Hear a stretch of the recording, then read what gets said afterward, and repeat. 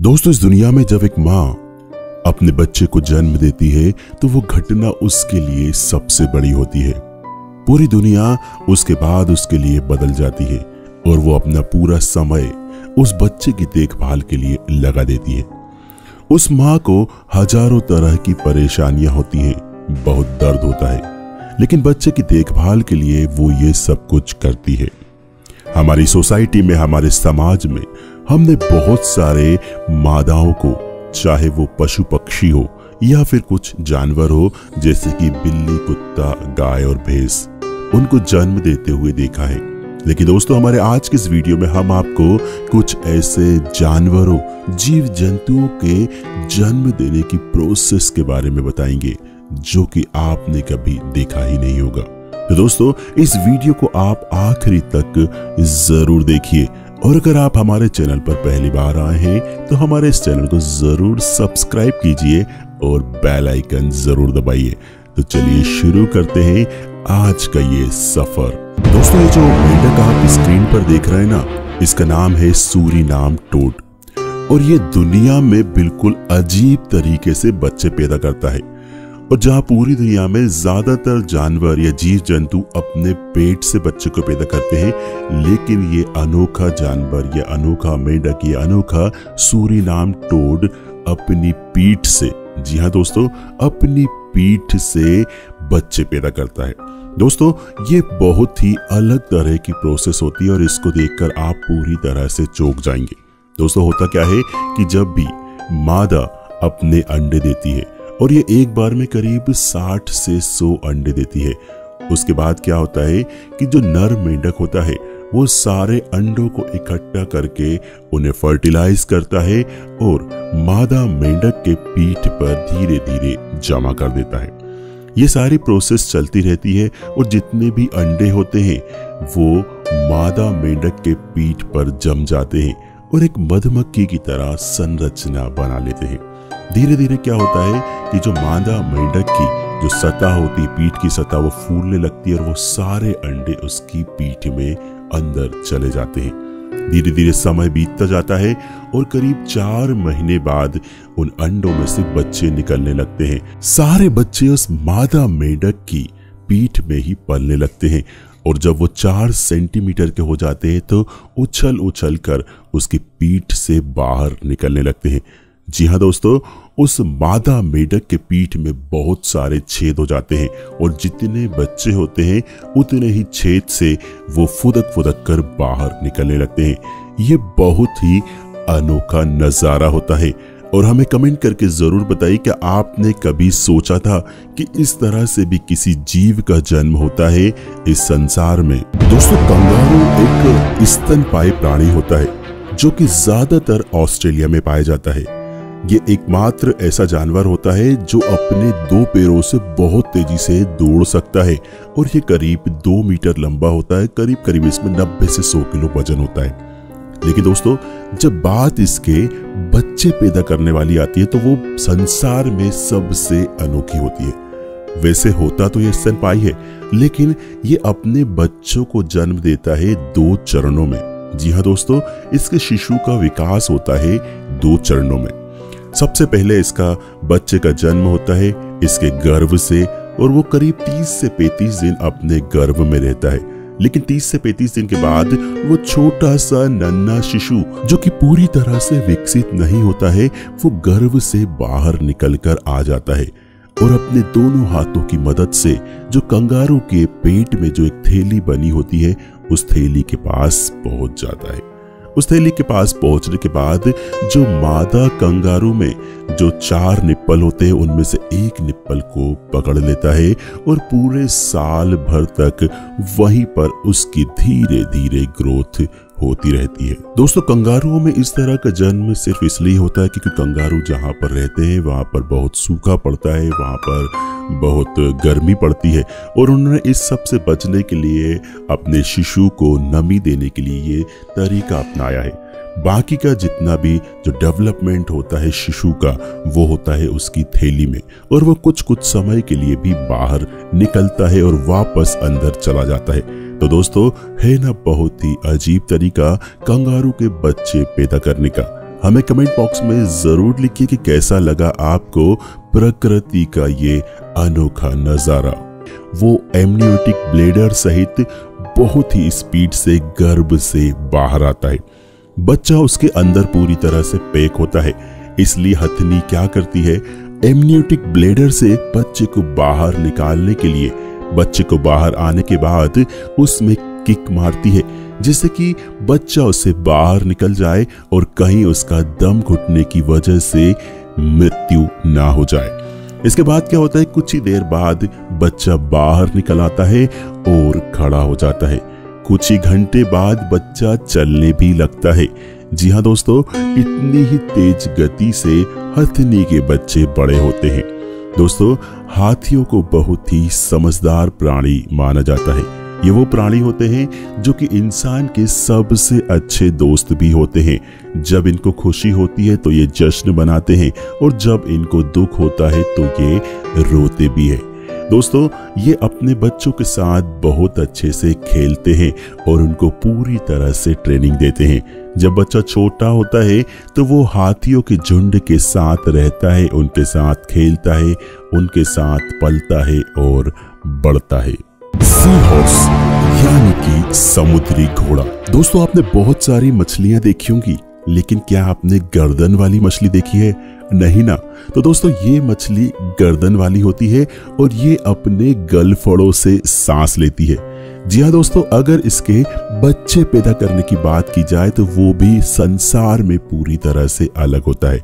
दरअसल संसार के जितने भी जीव होते हैं वहां पर मादा को बच्चे पैदा करने की पूरी जिम्मेदारी दी जाती है, लेकिन यहाँ पर परिस्थिति थोड़ी सी उल्टी है। यहाँ पर ये सारा धर्म, ये सारा काम नर मछली को करना पड़ता है। दोस्तों, इसमें होता क्या है कि जब भी नर और मादा एक दूसरे से मिलते हैं तो वो एक बहुत ही खास तरह का डांस करते हैं और एक दूसरे को अपनी तरफ आकर्षित करते हैं। होता क्या है कि नर मादा के पेट पर एक थैली होती है। ये वैसी ही थैली होती है जैसे कि कंगारू के पेट पर होती है। और जब नर और मादा को बच्चे पैदा करना होता है तो मादा बहुत सारे अंडे, जिनकी संख्या हजारों में हो सकती है, 1000 से 1500, उनको नर सी हॉर्स यानी समुद्री घोड़े के पेट में डाल देती है। उसके बाद यहाँ से सारा काम शुरू होता है नर समुद्री घोड़े का। दोस्तों, ये नर समुद्री घोड़ा बच्चे को जो अंडे होते उनको पूरी तरह से संभाल कर रखता है अपने पेट के अंदर और करीब 25 से 30 दिनों के बाद उन अंडों से बच्चे निकलने लगते हैं।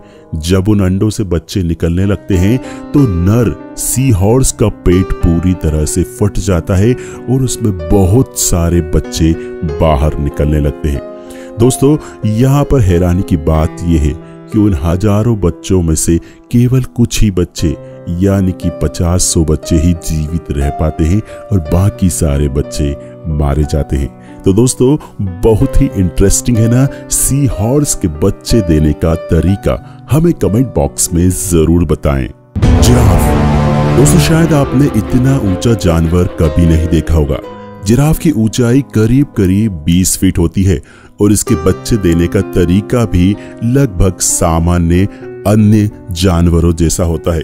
दोस्तों, इसमें होता क्या है कि जब भी कोई मादा प्रेग्नेंट होती है तो करीब 12 से 15 महीने तक वो अपने शिशु को अपने पेट के अंदर रखती है।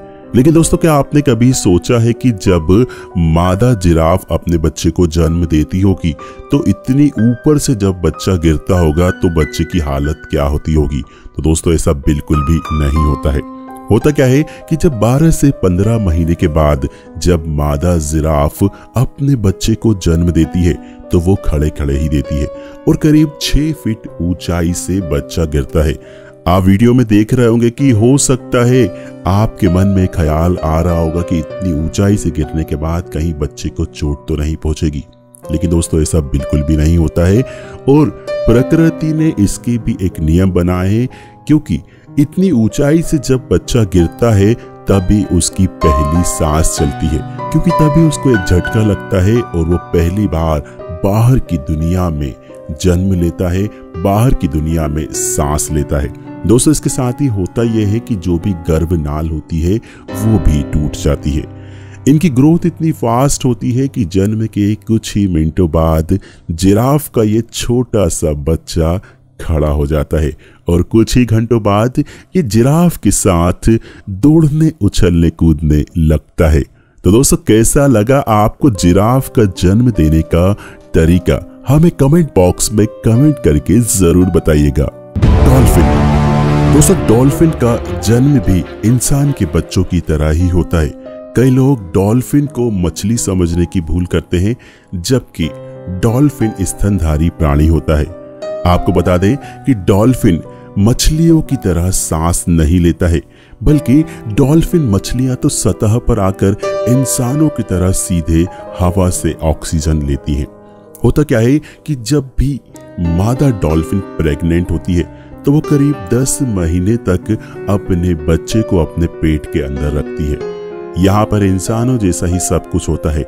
बहुत सारी मछलियां, बहुत सारी जो डॉल्फिन होती हैं वो इस प्रेग्नेंट डॉल्फिन की बहुत देखभाल करती हैं और जब भी बच्चा होने वाला होता है तो उसके चारों तरफ एक गोल घेरे में खड़ी हो जाती हैं उसकी हर संभव मदद के लिए। जब बेबी डॉल्फिन इस दुनिया में आने वाली होती है तो वो मुंह की जगह उसका सबसे पहले पूंछ वाला पार्ट बाहर आता है और ऐसा सिर्फ प्रकृति ने इसलिए किया है ताकि जैसे ही वो पानी में आए तो तुरंत ही उसकी मृत्यु ना हो जाए, क्योंकि इनको सांस लेने के लिए समुद्र की सतह पर आना पड़ता है। जैसे ही बेबी डॉल्फिन उसके पेट से बाहर आती है तो वो तुरंत ही तैरने लगती है और ऐसा लगता है कि पेट के अंदर से ही तैरने की ट्रेनिंग लेकर आई है।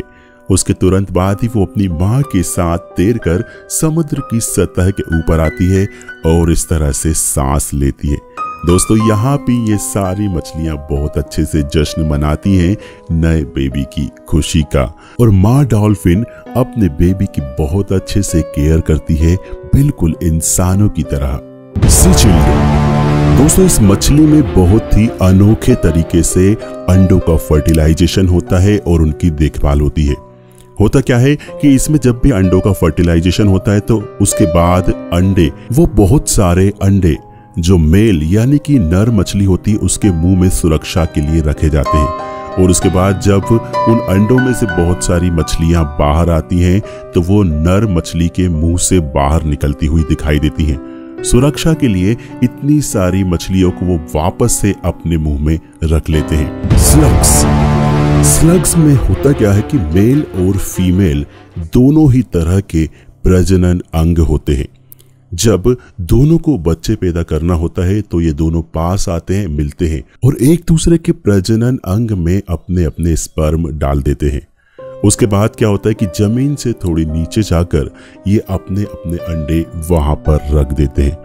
अंडों की संख्या बहुत सारी होती है और खास बात यह है कि अंडे पूरी तरह से ट्रांसपेरेंट होते हैं, यानी कि पारदर्शी होते हैं और उसमें से सब कुछ दिखता है।